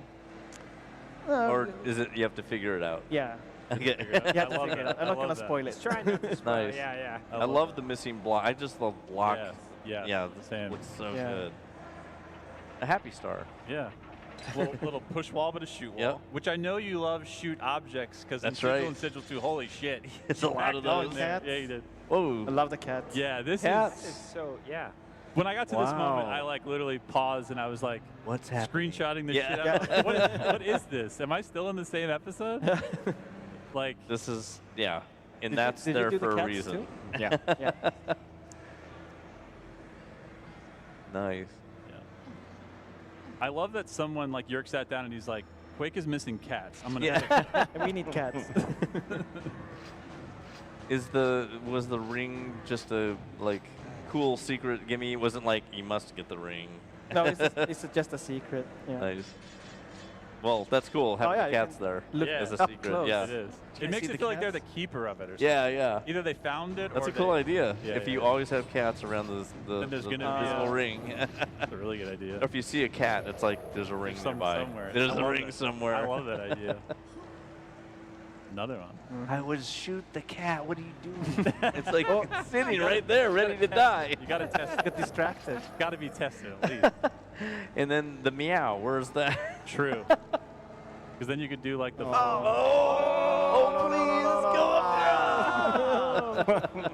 Pontus, we don't blame you for that. I just want you to know. Yeah. You didn't die. That was a good. I was Not like- your fault. Is he gonna go for it? Is he hotkey saving? Yeah. Pontus is like going to bed at night and he was just like, that goddamn. Yeah. Yeah. I would knew that haunt was me. too steep on that roof. He's like, if Yerk would have just lowered it like 3 or 4. Yeah. God damn it. Great architecture though. Yeah. And the changes even within this map are kind of insane. Yeah. Like, thematically, I think it leads so organically from one to the other theme. It's insane. So nice. Yeah. Yeah, and that sky always looks good no matter where you're looking at it from. Which wasn't that one of your design philosophies when you got to this was like, you better see that damn thing. Like Yeah, in yeah. Doom, right? Yeah. Because Yeah. You in have to. Wolfenstein, Need to you go know, there. Right? Yeah. Oh, If you can see it, you should reach it. Yeah. Yeah. Look at that. nice. There you go. Yeah. Yeah, that island. Yeah. I want to go there. I want to go to that island. What are Yeah, you doing? You can. Where's the boat? Oh, Oh, nice. actually. Ah, Damn it, Yerk. the You're a philosophy. madman. Yeah, I love that. See In if you motion. can do it. Look at that. Oh. Oh, I love hearing the shing Yeah. shing. Oh And you're shit, like, this son dude of a- is- Not the Ranger's Kryptonite. Yeah. And the funny thing is, they're just bullet eaters. Like, yeah, waste your ammo on these guys. Here comes the real dude. Yeah, exactly. They're like, are you out of nail gun? Good. Yeah. You should have used shotgun for those guys, Yep. obviously. Wait until their dad comes in there with the Yeah. goddamn. Yeah, the hell Yep, hell that knight. one. Oh yeah. Now it's towards the end now. This end fight is really hard. Yeah, it is. You want to save? I believe in can't- you. I I'm can't just do- asking. Oh, there's your 100. You I got your dare you. 100. I did the sound effect for that thing. Did you? I did half the sounds, yeah. That's cool. That was one of my favorites. Get a guitar riff in there and the pickup. Hell yeah. Yeah, because I can picture the one in the outside. Oh of yeah. Three. You Yeah, saw that Death right in the Knight? middle, yeah. The Death Knight came up from the dead. That mount is basically how I learned to rocket jump. Yeah, it's a perfect place to launch. It really you is. know? Yeah. And then jump across. It's so, other and then when you thing. get that one to quad, you're like, I might be the greatest player of all time. Yeah. And then everyone's beating your ass. You're like, I think I'm doing pretty good. Yeah. Oh That shing is so good. yeah. But the sounds are so distinct. They really are. Do you remember who did that sound? The shing sound, I think American did that one. Hell yeah. Basically, American and I did half the sounds each. That's cool. And Nice. yeah, made we it. were doing, he's doing level design, he's doing half the sounds, I'm doing sounds, making Quake Ed, making levels, Yeah. designing the game.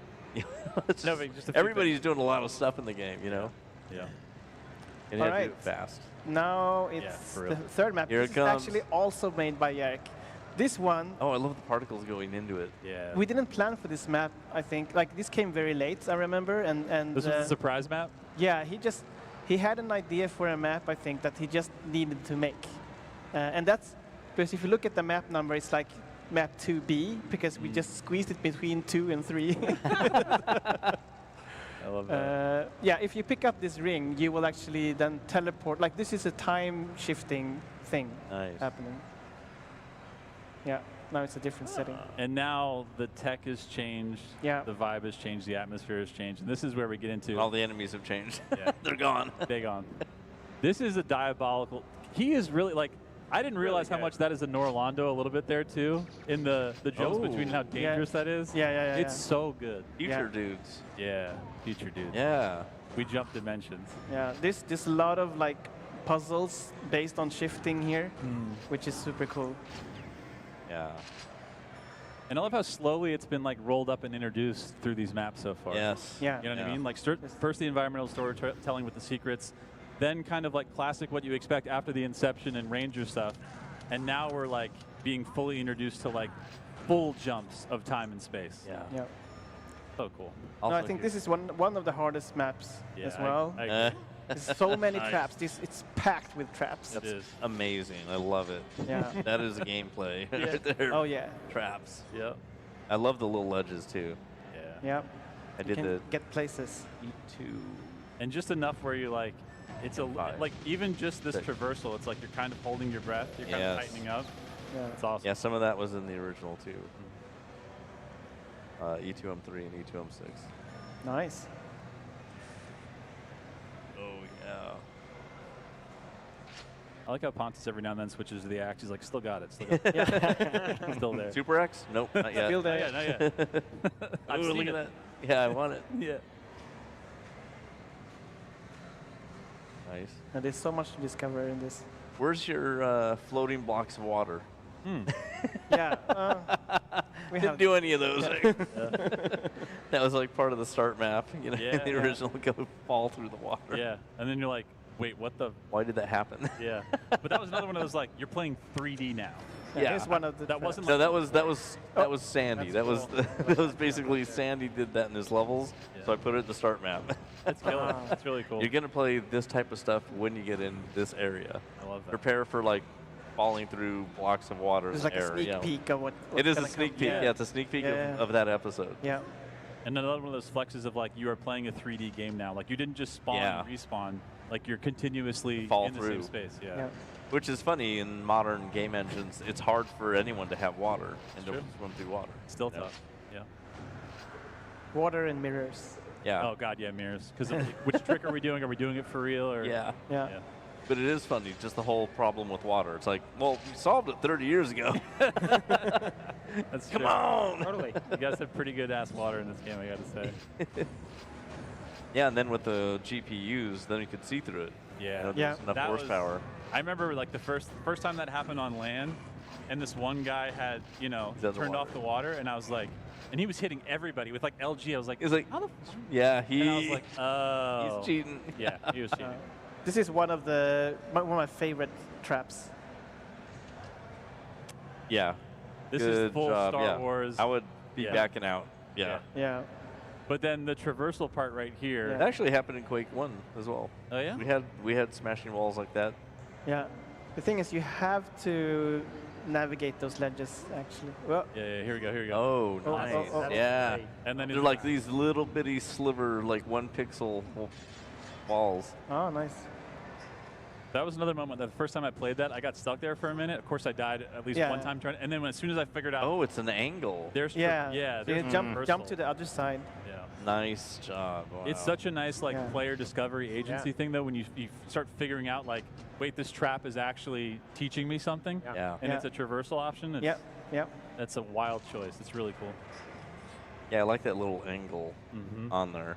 Like One- enough of Yeah, just that you get to run up off. One of the things I did in Doom levels was I'd have a 1 pixel ledge Mm. and have a bunch of them, and if you knew, you could just run up it. That's you know, right. Yeah. sprint. it's kind of a secret. That's cool. Oh. Otherwise, you're waiting for an elevator. Or Yeah.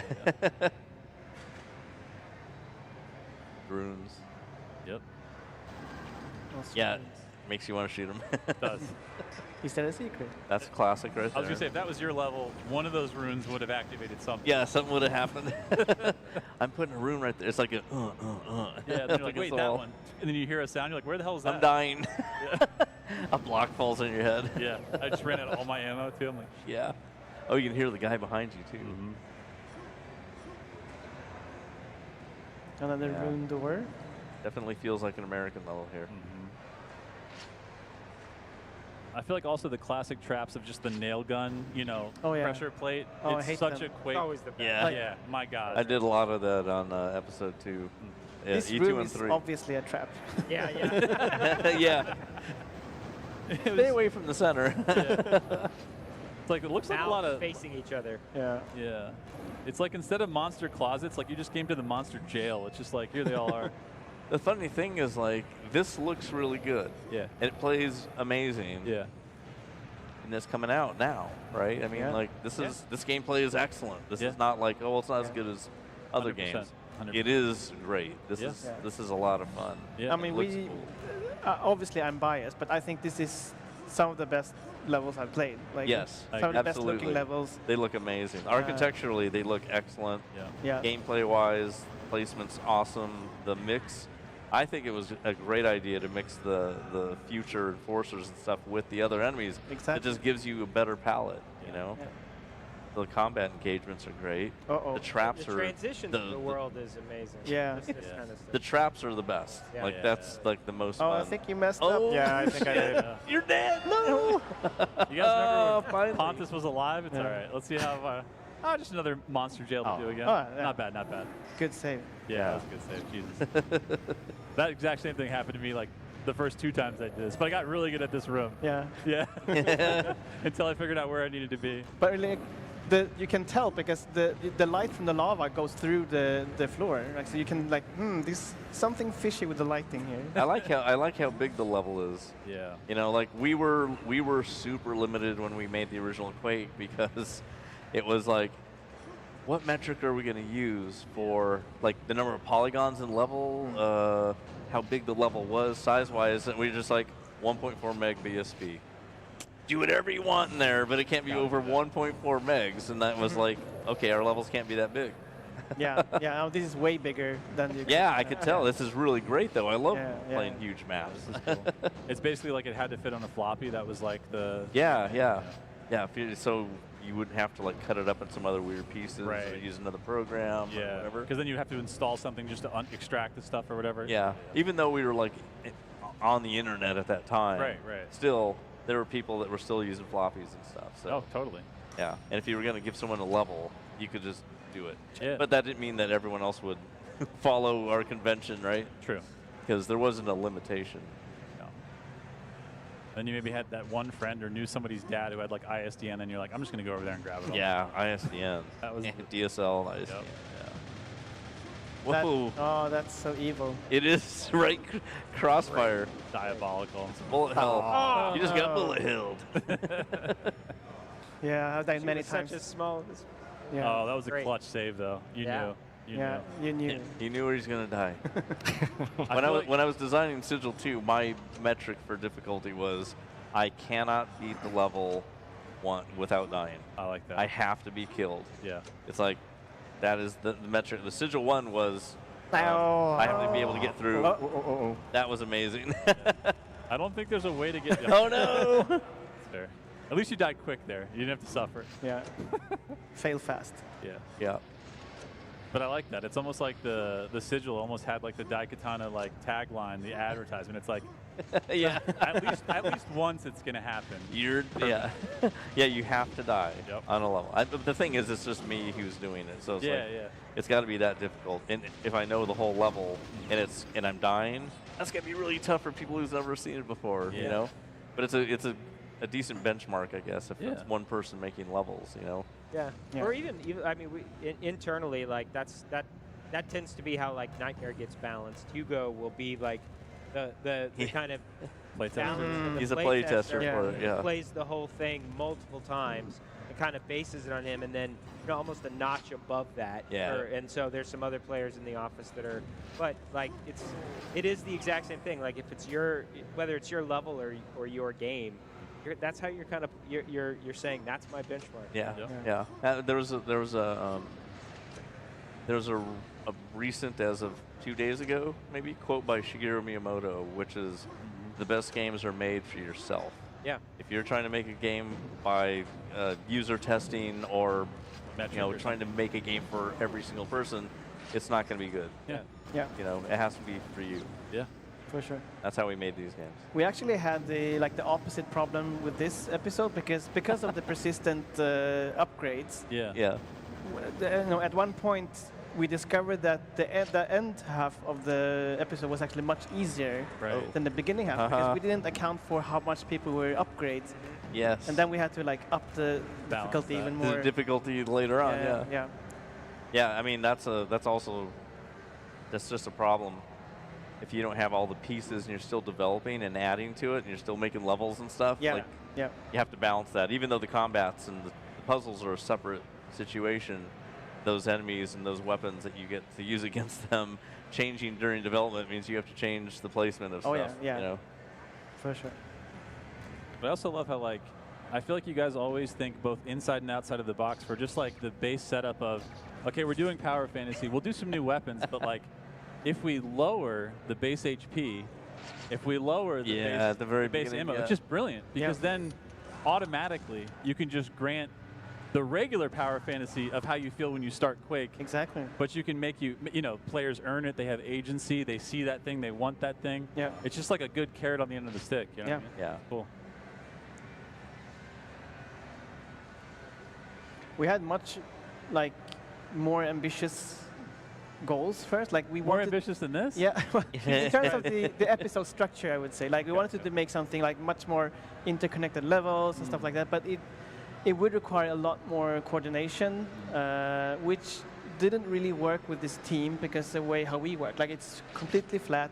Everyone owns their thing. We give feedback to each other, but no one really decide anything for anyone else. We have a high-level direction, and then people do their thing, and we couldn't make that complex structure with that. Yeah. But this is what we have now, is what we could achieve, which is still great. I mean, I think it's pretty. I remember when you first sent Nick and I from Brand. Shout out to Nick Heller in the audience.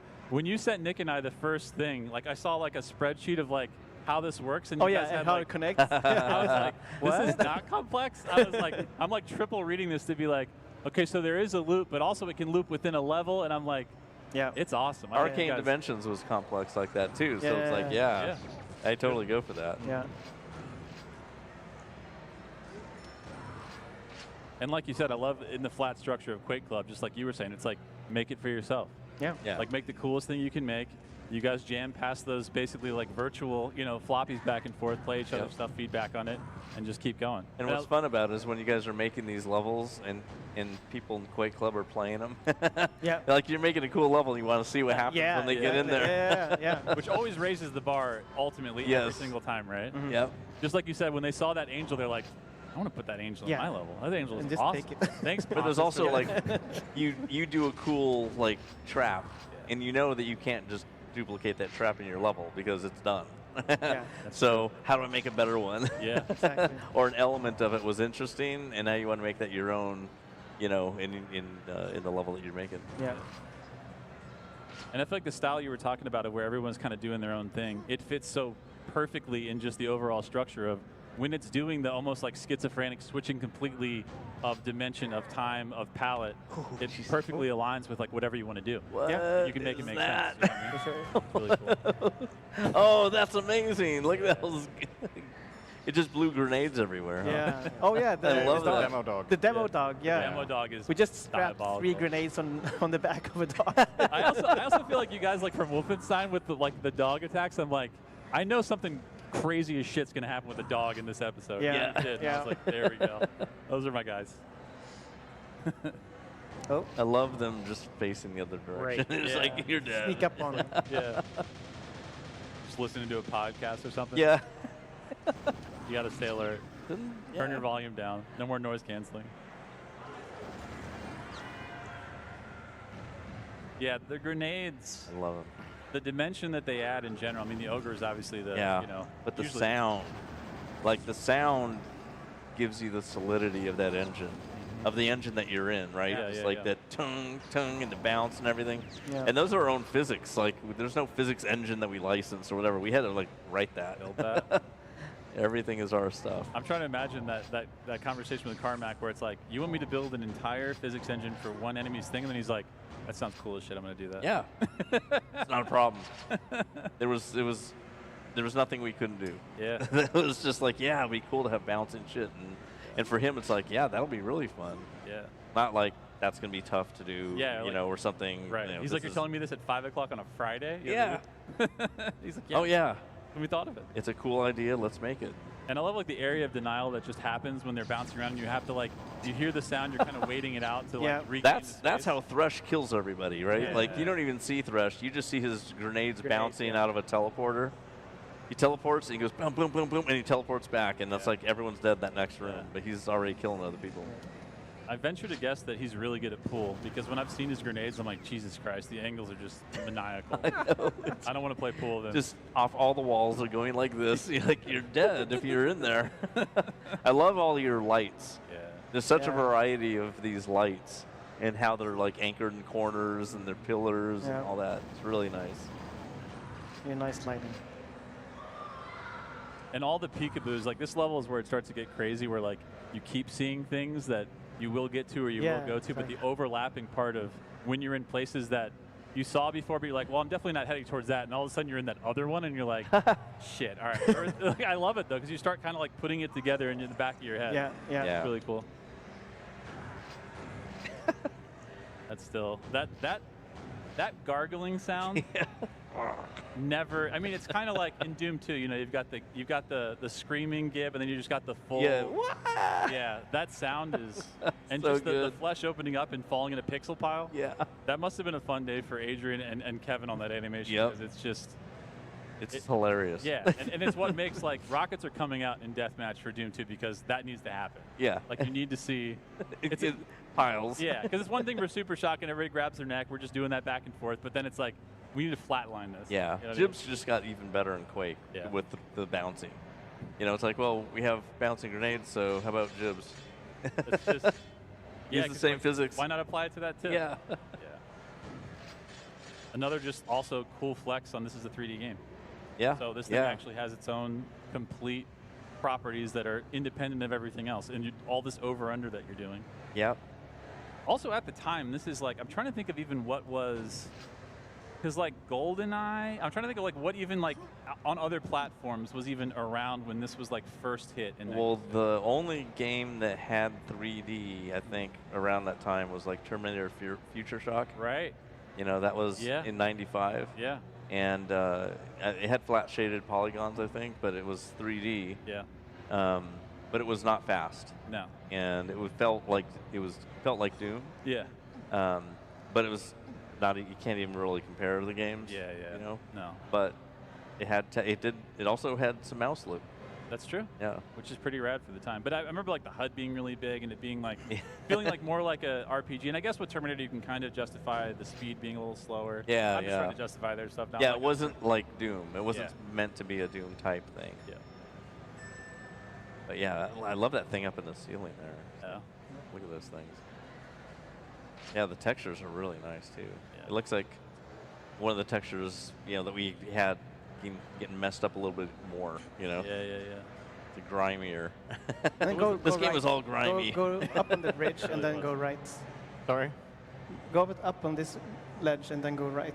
Which is another thing that felt really different than Doom then. The grime. Totally, yeah. Is like, and that's where people, the other thing about this game is like, this game's brown. There. Period. It's like, well, we only had like 7 colors for the game because of those shades, of color to black. Yeah. But when you're not limited by that software renderer palette, and you can go full, 32-bit or whatever, then it can change. Yeah. But they didn't do that because they wanted this to feel like Quake. Yeah. Original Quake. Yeah. Could have done anything with art. True. Trap. Oh. But as much as I like seeing the stuff that's like completely modded out and crazy and feels nothing like the original, I love how, and of course you guys do, because you guys are always like in the mantra of we're going to do something brand new inside of like this, because also like in creative stuff, putting yourself in the smallest box I feel like is always the greatest challenge. Yeah. Like give yourself the limitations so that all the most creative stuff comes out. Exactly. For sure. which was everything needs to look the same art-wise. Quake had traps. Yeah. We're doing traps. See that coming. Yeah, that trap is. You can always look up and see if it's moving. Yeah. You know? I think you can I usually just run through here. Yeah. This is also that super hyper like Super Mario 3. You're holding sprint. And you're just like son of Yeah. a. Yep. There you go. Chomp chomp. Yeah, it's funny. It's actually simple if you pay attention to what's going on in there. Yeah. Oh, here's a new weapon variant. Oh. Yes. The laser cannon. It's a BFG, it looks like. Yeah. But All right. I like how it's got this handle. Oh, that's so That is good. amazing. The art looks great. Yeah. And then you get double Cathan Bros. Yeah. Cthon Bros. The Cathan Bros. Dude, Cthon Bros. That's a hard name for a duo band right there. Yeah. Have you seen the Cthon Bros? Of course I have. Cathan Bros. Yeah. It's like the Bruiser Brothers. Yeah. Yeah. Yeah, that's what you want to do is hit them with that. Yeah. Quad those Quad dudes. plus Just that? ignore Quad the bros. Yeah. You're gonna be. Are they dead already? Yeah. Yeah. They're like quarter bros when you have the quad. That's Yeah. the math, I think. I don't know about math, but I think that might be right. Nice. Yeah, go back around What there. else can I kill while I have this limited I time? know. Ah, there's gotta be somebody else. Kill it. Nope. Oh, yeah, there you we did. go. Damn, just a touch. Yeah.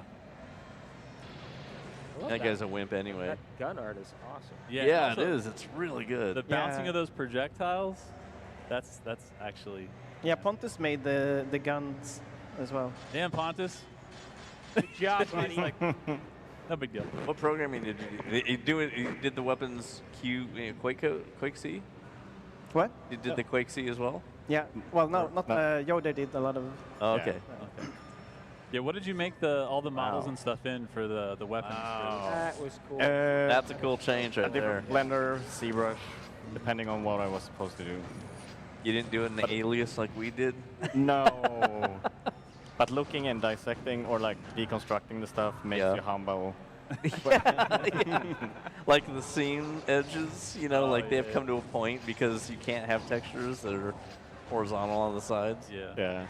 But with Demo these dog. upgraded monsters, we had to come up with ideas that kind of fit to the already made textures. When you came up, So we couldn't do everything, so we tried to keep as much as the base as much as possible, and then add on top of it without breaking the new the when you were coming up with the creature designs, were you doing that together? Were you all like had a meeting and you're like, okay, we want to make some new monsters. Does this make sense? You know, or was it just individual? Somebody just made Yeah. a monster. Someone just hacked together a monster, and then Pontus had to make the proper version of it. yeah. Nice. Did anybody ever come up with an idea and then everyone's like, no, we don't like it. That's Yeah. not Quake. Yeah, no, we definitely cut stuff. We even cut entire levels. Whoa. Yeah, yeah, yeah. That's a lot of work. Yeah. So I mean, we still want to maintain like a quality bar, Yeah. right? So, and that's part of the creative process. I think you have to just cut things sometimes. We actually cut levels in the original Quake. We Really? didn't put it in Even there, on yeah. that time period of like 7 months. 7 months? Mm. Jesus Christ. Yeah, because some you know, the engine, the development was so long and for the tech that we had some early maps that had different metrics than we evolved later. And then some of those places we would modify, but then if there was too much of it, we're like, we can't even use this level because the metrics are changing this whole level is painful Yeah. in QuakeEd, right? It's bad. So it's like, I'll make a different level with some of these ideas with the proper metrics. So we kind of threw away stuff that was just gonna be painful to redo. Yeah, Right. I'm sure. Yeah. God. This, by the way, my first time. This is I my love the favorite. blood. Yeah. This is my favorite. You know the inspiration, right? You tell me. No, you tell me. You tell me. You Blood? tell me. Sideways, it's up and down. with Even the blood. music is very Immersion? much. So the music is the level is made by Christian Plugfors, which Oh. made the music, and so this is the whole package. I think Oh, it's very much nice. Alien Yes. inspired. Oh, I was that's gonna say, it great. definitely has. Oh yeah, there's the table. There's the autopsy table. Yep. There you go. Oh yeah.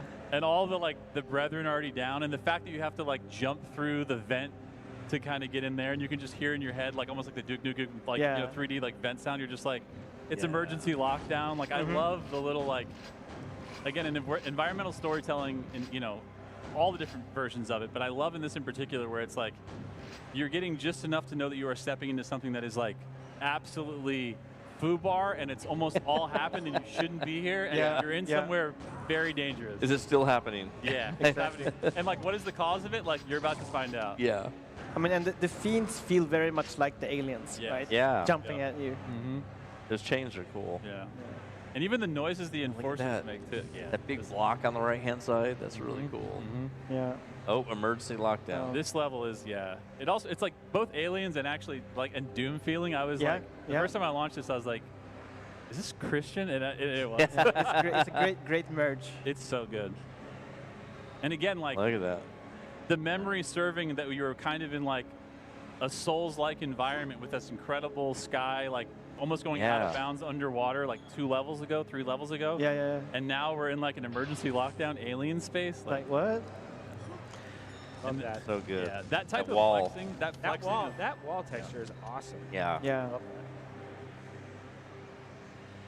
That And- little readout or whatever it was. Yeah, the little digital screens. And I love seeing areas you'll never get to just for the pure design of I it. want to go in there. It's It just my- looks cool. Yeah. It looks bigger than what it is. It's also so much more compressed. Like this stuff is just, it feels so much more claustrophobic, and the flashing lights and it just works so well. Yeah. Yeah, I would be staring at. Playing this, I'll be staring at a lot of this, just moving through, looking at it. That's honestly what I was doing. Look like, at the ceilings. There's a little bit of the tension of just like what's around the next corner, but honestly, I would just be like forgetting where I'm even going because I would just Go lost in up. solitude. Just looking left, at left, everything. Left, and up the elevator. Oh Yeah. Yay. More enforcement. I like that idea though too. I would have thought the same thing. That was the There one. is a secret there. If you look up. Someone Great finally idea. used that texture. Yeah. Target one. Yeah. That one. It's meant to be shot. It's on E1M1 and then nowhere else. Yeah. I'm glad you just saved because when you were looking down at that, I was like, ain't no way this is gonna go well. Yeah, yeah. The secret go up door- again and jump across here to the other corridor. Oh man. Oh yeah, good idea. Oh, okay. Now we took Wow. that path. I made all the secret doors in Quake, which I thought was a real. We need a standard. Yeah, for what they kind Go of in and go sideways. So love that it. was my Quake C, and like put it on anything, but like this is the way that things open in this, yeah. in It's like- in Quake. and the sound and timing of it is actually really satisfying to like just enough tension to be like, all right, what's behind there? Something Yeah. good, hopefully. Mega health. What is it? This space that he's about to enter, I think, is one of my favorite spaces. I love that teleporter. It's the Spikes. spikes is telling. Whoa. So Oh yeah. Whoa. Oh yeah. I did all the teleporter sounds too. Did you too? Yeah. Wow. That's cool. very But cool. again, from where we just Ooh, were look in at this tech, Yeah. emergency lockdown situation with potentially xenomorphs, in To every me, it looks hallway. like you can get out of there too. Yeah. And- Get me out of here. Wow. I love broken stuff. Yeah. Yeah. It's like the ultimate flex. It's like doing a lyric on purpose that's wrong just to be like, I know it was there. Yeah. And it's because I'm doing this. And you're I'm like, doing this. Love that. Yeah, the sigil, the Hellion level that I released has, like, at the very beginning is one of these Quake doors, or Doom doors, that's been pulled up. It looks like it's been tried to get opened by Like something. the- It's all, just crumpled, basically. That's- And there's a Baron behind it, Oh, I love that. You need to give that Baron just like a little bit of a god hand. Be like, what's up I with know. that hand slap? God, You'd be so so dead. cool. Yeah. This is all unmodded Doom. Yeah. Fair. So have you ever released a level? Because there's obviously the series of Doom maps the way it did. Yeah. Do you ever just do the way I did, and you're just like another map for me? Like, Well, I kind of took E2M6 and put that entrance on it that I originally made, but it went over 1.4 meg, so I had to cut it all off. But I put it out there as E2M10. oh, So that's cool. that's one level I did. It's love like, that. here's what I wanted it to be, Yeah. and it actually was longer, and I thought it was more fun. That's cool. This is That's- actually I'll spoil it. There's a fake lava up there. Oh, God, that is diabolical. this is great. Those boxes are great too. Yeah. I don't know why in Quake I'll never get sick of an Enforcer on a box. Yeah, especially an explosive box. Those are the gone. best ones. They just fit in that palette so well. Yeah. And honestly, sometimes their alert noise almost gives me a little bit of Wolfenstein. Yeah. I'm just like, they announce themselves, and I Yeah. love that shit, the way they do Yeah, it. that little, Yeah. that little radio kind of thing. Yeah. Achtung. Yeah, yeah. I was like, what was that? That I would love be this red mists on this level. Like you can, So- that which kind of paints a very, it's nice I know. atmosphere. I think. Buttons. Don't touch it. He's looking at you. All right. You know. Uh, Pontus knows. Oh, I think this is. This looks so cool. Yeah. Yeah, this is clearly Mother, right? Oh, that is Mother. Wow, look at all the machines and Ooh. stuff. God, the opening of Alien Romulus, when that thing turns on, Oh yeah. oh, Yeah. my God, it's like my favorite sound in any theater I've ever seen in my life. It's just the boot up sound of that thing. I saw it in 40X. Did you? Yeah. Wow. Yep. Water and everything. It's so Holy cool. hell, that's really cool. That's wild. Damn, now I hope they re-release it so I can see it in 4DX. Yeah. There it is. Oh, Spend half the time talking about sound. That's how good these sound. real. Yeah, you know exactly what's Incredible. coming. Yeah, you know what's Really, coming based like- on the sound. Yeah. Yeah, It's yeah. like, oh, that idiot, whatever, you know. that guy? But then you hear, it's like, oh no, the grenade. Yeah. Like that piece on the floor was really cool. Yeah, Yeah. Yeah, that. Details. I love that stuff. I Yeah, think we this- didn't do too much of that, in the original because that's polys and we Right. didn't have any That polys. costs. That environmental storytelling costs. Yes. Yeah. But when they were doing Scourge and they started doing that stuff, it's like, okay, cool. Yeah. This is good. Oh yeah, the sound is nice. Yeah, those computer tech sounds, I feel like by the time it got to Quake 2, those went nuts. Yeah. Everything was just beep, boop, bop, boop, beep. Yeah. I'm like, where's this elevator go? That's a grenade right there. Yeah. All you guys. Oh, this section, I keep dying over and over. Oh. again. Yeah, this But one I don't is, see that. this one is, when this turns Look at the on- bent bars. Yeah. So Yeah. cool. There's something happening And then down the there. shearing when you're moving. That screen tearing? Yeah, screen It's a feature, I think. This is grenade time for me. I'm ready. Oh, that does not sound good. Uh-oh. That's too many things turning Yeah, on. too many sounds. Hide. There's a ruins down there. Oh, God. From above? Oh. Yeah, above those guys. and from left and right and Oh, behind wow. and every direction. Yep. Nice. They were all opening. Yep. Yeah. Yeah, if this was an arcade game, this section cost me like at least $1, 25 maybe. That's right. Oh yeah. It was. Line up your own quarter. Yeah, I was like, shit. All right, I'm about to run out of money on this thing.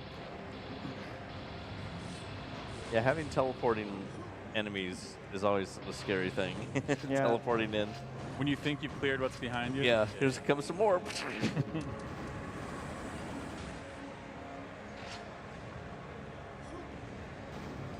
Wow. Nice. That looks really cool. Yeah. Yeah, Love we're it. gonna go down there. Those boxes. This is the soundtrack, right? Yeah. That's cool. It's like ambient droning. Yeah. I love Yeah. it. I love it. It's like weirdly like inviting, but in a way that you're like, am I getting like lower down into like? It sounds like a sci-fi movie. Yeah. You know, Yeah. definitely mood. Oh, So cool how wow. Look different how this far is. down. This That's so level far. is Yeah. than what we've played so far, than what you've played so far.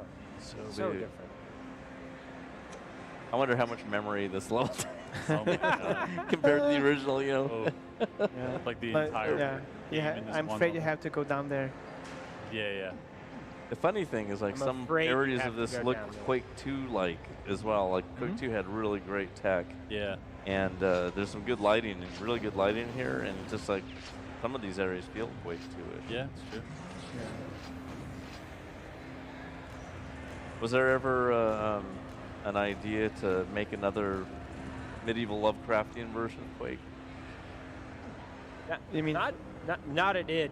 No. I mean, we've been, you know, hands full with Doom for now. Yeah. Like 12 Yeah. years. So, you know, poking heads up. Yeah, we have not really talked about it. You guys talk about Quake on and off. I mean, obviously this kind of stuff. Yeah. I mean, Proving that you could do another one. yeah, I personally love this setting, like the themes and. I mean, it's the right setting. It's super Yeah. cool. Yeah. Would But be it's nice. just- Would be a nice little bookend with Dark Ages. I'm just Yeah, like, we're just doing well, medieval I was shit. gonna say, I literally was just Exactly. about to say that. Obviously. I mean, we definitely touched into Segues right into Quake. we touched into the Cthulhu stuff with Dark Ages. a Yeah. little Oh yeah, I loved it. 100%. That was great. Yeah. The Eldritch stuff. Yeah. Yeah, absolutely. Yeah. Yeah, that level where you're running around the Great One and you're like unlocking pieces of them. You're Yeah. like, Yeah, this probably won't end well either. But I'm the Slayer, so I'll probably be fine. yeah. There's Usually is. Yeah. There's recently an indie who I see indie games all the time. Yeah, yeah. Went to a show and someone made a game called Heldritch. Oh yeah. They put an H on the front of it. I'm like, Yeah. I've never seen that before. That's awesome. You're like, Heldritch. how did I not think of that? My God, No. it's right there. Yeah. So good. It's crazy to me how H.P. Lovecraft has a body of work that just keeps getting rediscovered, redefined, reimagined, like infinitely in really cool and interesting ways, of which some of which started in there and some of which are so far out that I'm Yeah. like, they're like Lovecraftian like, and I'm like, I'll take your word for it. Like, you did insane. When you we know? were starting to make Quake, before we were making Quake, Yeah. I had not heard of H.P. Lovecraft. Oh, shit. And so I'm like, Sandy Peterson, who made Call of Cthulhu, Yeah. they're working on Doom and everything. And so I get to see these Chaosium books that have all these, compilations of all the stories that he wrote. And I'm reading them and I'm like, this is insane. Like, this guy wrote this stuff when The Mummy and Frankenstein and Invisible Man and stupid garbage back then. Yeah. This was out at that time. Yeah. They could make a movie, right? There's no way to make a Possible. movie of that, but Yeah, it was yeah. like, this is next level. Yeah. Like we have to put this in the next game, and that's why we had that in here. Yeah. And I got to give you credit that in listening to your reading of your book, which if you guys haven't ever checked it out, Doom Guy, Life in First Person from John Romero is not only an incredible book, but you can just have him read it to you, which is like the best thing ever. But your pronunciation of Cthulhu shit, I was like, off the cuff, you're just like naming them. I'm like, Oh yeah. what? We said those were we were naming our hardware and our servers and shit That's after true. all Cthulhu stuff. Yeah. Shit. You have practice, I guess. Yeah, we said it a lot. Hey, our laptop needs some more paper. I remember like giving my phone and going back 30 seconds. I was like, did he just say like 9 Cthulhu names in a row, just like they were Yeah, normal? Yogg-Sothoth and Yeah, he's like Cthon Tracy, Matt. I was like, that's how you were saying them. I was like, what? What? Excuse me? Well, it was a 17-hour listenable audiobook that took me 50 hours to record. Yeah. Really? 50 hours? Wow. Because it was inline editing. Right. If I said something wrong or whatever, we back up and I re-say it again Oh, right wow. then. Yeah. So it's perfect when we're done for the day. There's That's no cool. editing. Yeah. That's really very sick. I didn't know they even did it that way. That's Yeah, it's a lot of work, but it's, I was going to say, you must have been like vocally like Yeah. completely drained out. oh yeah, or yeah, something. drinking stuff and Yeah. but great producer. Yeah. That's awesome.